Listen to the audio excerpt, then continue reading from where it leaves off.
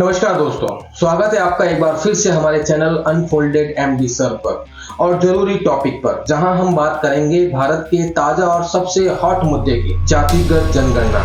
जी हां, भारत सरकार ने हाल ही में ऐलान किया है कि अगली जनगणना में जाति आधारित गणना भी होगी।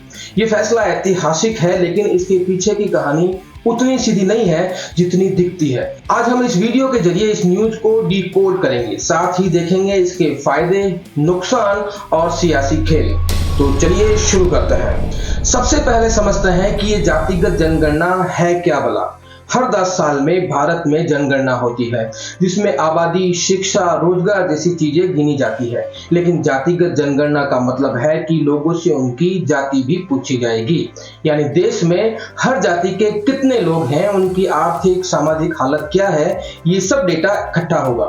आखिरी बार ऐसा 1931 में ब्रिटिश राज में हुआ था। आजादी के बाद सिर्फ SC और ST की गिनती होती रही, लेकिन OBC और दूसरी जातियों का कोई भी ठोस डेटा नहीं है। अब सवाल यह है कि सरकार ये क्यों कर रही है। केंद्रीय गृह मंत्री अमित शाह कहते हैं कि ये सामाजिक न्याय के लिए है। उनका दावा है कि इससे हर वर्ग को उसका हक मिलेगा। लेकिन दोस्तों, बात इतनी सीधी नहीं है। बीजेपी और केंद्र सरकार पहले इसके खिलाफ थी। 2021 में सरकार ने संसद में साफ साफ कहा था कि SC ST के अलावा दूसरी जातियों की गणना नहीं होगी। तो फिर अचानक ये यू टर्न क्यों? इसका पहला कारण है विपक्ष का दबाव। राहुल गांधी, तेजस्वी यादव, नीतीश कुमार जैसे नेता लंबे समय से इसकी मांग कर रहे थे।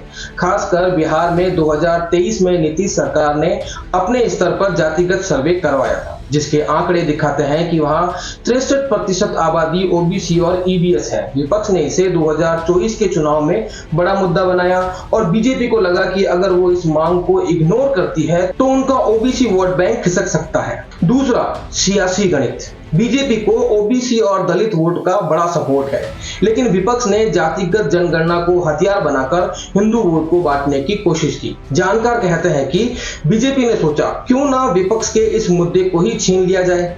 यानी ये फैसला सामाजिक न्याय से ज्यादा एक मास्टर स्ट्रोक हो सकता है। अब बात टाइमिंग की। सरकार ने 30 अप्रैल 2025 को इसकी घोषणा की थी, लेकिन जनगणना का काम कब शुरू होगा ये अभी भी साफ नहीं है। तेजस्वी यादव ने सवाल उठाया है कि सरकार सिर्फ घोषणा तो नहीं कर रही, इसे लागू कब करेगी। जानकारों का कहना है कि 2026 तक जनगणना शुरू हो सकती है, लेकिन इसमें देरी भी हो सकती है। ये जनगणना पूरे देश में होगी, लेकिन इसका सबसे ज्यादा असर बिहार, यूपी और उन राज्यों में होगा जहां जाति आधारित राजनीति हावी है। बिहार तो पहले ही इसकी मिसाल बन चुका है। वहां नीतीश और तेजस्वी जैसे नेताओं ने इसे सामाजिक न्याय का हथियार बनाया है। इसके पीछे बड़े बड़े खिलाड़ी हैं। सरकार की तरफ से अमित शाह और PM मोदी इस फैसले को लीड कर रहे हैं। विपक्ष में राहुल गांधी और कांग्रेस इसे अपनी जीत बता रहे हैं। बिहार में नीतीश कुमार और तेजस्वी यादव इसका क्रेडिट लेने की होड़ में है। लेकिन बीजेपी के कुछ नेता जैसे योगी आदित्यनाथ इसे हिंदुओं को बांटने की साजिश भी बता चुके हैं। अब आते हैं असली सवाल पर, ये होगा कैसे और इससे क्या होगा। सरकार जनगणना के दौरान हर घर से जाति की जानकारी लेगी, लेकिन असल सवाल यह है कि इसका डेटा कैसे इस्तेमाल होगा। चलिए पहले फायदे देखते हैं। पहला फायदा, सामाजिक न्याय। जातिगत आंकड़ों से पता चलेगा कि कौन सी जाति कितनी पिछड़ी है। इससे शिक्षा, नौकरी और योजनाओं में सही हिस्सेदारी तय की जा सकती है। दूसरा, बेहतर नीतियां। योगेंद्र यादव जैसे जानकार कहते हैं कि इससे हर जाति की आर्थिक सामाजिक हालत का सही डेटा मिलेगा, जिससे टारगेटेड योजनाएं बनेगी। तीसरा, OBC को हक। मंडल कमीशन के बाद OBC को 27% आरक्षण मिला, लेकिन उनकी सही आबादी का डेटा न होने से नीतियां अधूरी रह गई। अब बात करते हैं इसके नुकसान की। पहला, जातिगत ध्रुवीकरण। कई लोग कहते हैं कि इससे समाज में जातिवाद और बढ़ेगा। लोग एक दूसरे को सिर्फ जाति के चश्मे से देखेंगे। दूसरा, आरक्षण की मांग। अगर किसी जाति की आबादी ज्यादा निकली तो वो ज्यादा आरक्षण मांगेगी। इससे सवर्णों में नाराजगी हो सकती है। तीसरा है सियासी खेल। राजनीतिक पार्टियां इस डेटा का इस्तेमाल वोट बैंक बनाने के लिए कर सकती है, जिससे सामाजिक एकता को नुकसान होगा। सरकार यानी बीजेपी इसे सामाजिक न्याय का कदम बता रही है, लेकिन कई लोग कहते हैं कि ये सिर्फ विपक्ष का मुद्दा छीनने की एक रणनीति है। विपक्ष, खासकर कांग्रेस और RJD इसे अपनी जीत मान रहा है। राहुल गांधी कहते हैं कि इससे 90% लोगों को उनका हक मिलेगा, लेकिन बीजेपी के कुछ नेता जैसे गिरिराज सिंह इसे भ्रामक और खतरनाक भी बता चुके हैं। वहीं जानते हैं कि पक्ष और विपक्ष के नेता इस बारे में क्या कह रहे हैं। बीजेपी से अमित शाह कहते हैं ये सामाजिक समानता के लिए ऐतिहासिक कदम है। वहीं जेडीयू से नीतीश कुमार इससे हर वर्ग को उसका हक मिलेगा, बिहार ने तो पहले ही रास्ता दिखा दिया है, ये बात कहते हैं। वहीं आरजेडी से तेजस्वी यादव कहते हैं कि हमारी लड़ाई की जीत हो गई, सरकार को हमारी बात माननी पड़ी। कांग्रेस से अपोजिशन लीडर राहुल गांधी जातिगत जनगणना के बिना सामाजिक न्याय अधूरा है, इस बात पर जोर देते हैं। गिरिराज सिंह जो कि बीजेपी से हैं, ये कहते हैं कि ये लोगों की आंखों में धूल झोंकने वाला कदम है।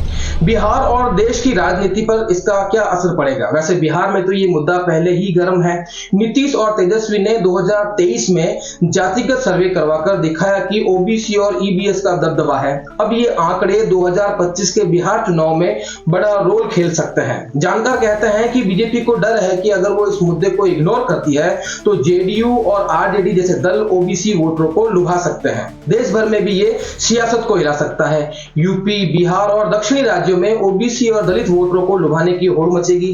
कांग्रेस और क्षेत्रीय दल इसे जितनी आबादी उतना हक का नारा बनाकर बीजेपी पर दबाव डाल रहे हैं। लेकिन बीजेपी का हिंदुत्व कार्ड भी इस पे कमजोर पड़ सकता है, क्योंकि जातिगत जनगणना हिंदू वोट को बांट सकती है। चलिए देखते हैं इस बारे में लोग क्या सोचते हैं। आम लोगों की राय बटी हुई है। कुछ लोग कहते हैं कि इससे पिछड़े वर्गों को फायदा होगा। एक यूजर ने लिखा कि सामाजिक न्याय के लिए जरूरी है, लेकिन कुछ लोग इसे सियासी हथकंडा मानते हैं। एक यूजर ने कहा कि इससे जातिवाद और बढ़ेगा। कई लोग डर रहे हैं कि ये डेटा शायद गलत हाथों में चला जाए तो इसका दुरुपयोग भी हो सकता है। तो दोस्तों, जातिगत जनगणना एक तलवार की तरह है। एक तरफ सामाजिक न्याय का वादा, दूसरी तरफ जातिवाद और सियासत का खतरा। ये फैसला सही दिशा में इस्तेमाल हुआ तो देश की तस्वीर बदल सकता है, लेकिन अगर ये सिर्फ वोट बैंक की खातिर हुआ तो समाज को और भी ज्यादा बांट सकता है। अब सवाल यह है, क्या सरकार इस डेटा का सही इस्तेमाल करेगी या फिर ये सिर्फ एक और सियासी जुमला बनकर रह जाएगा? आप इस बारे में क्या सोचते हैं, कमेंट में बताएं और इस वीडियो को शेयर करें ताकि ज्यादा से ज्यादा लोग इस मुद्दे को समझ सकें। मिलते हैं अगली बार एक और जरूरी टॉपिक के साथ। जय हिंद, धन्यवाद।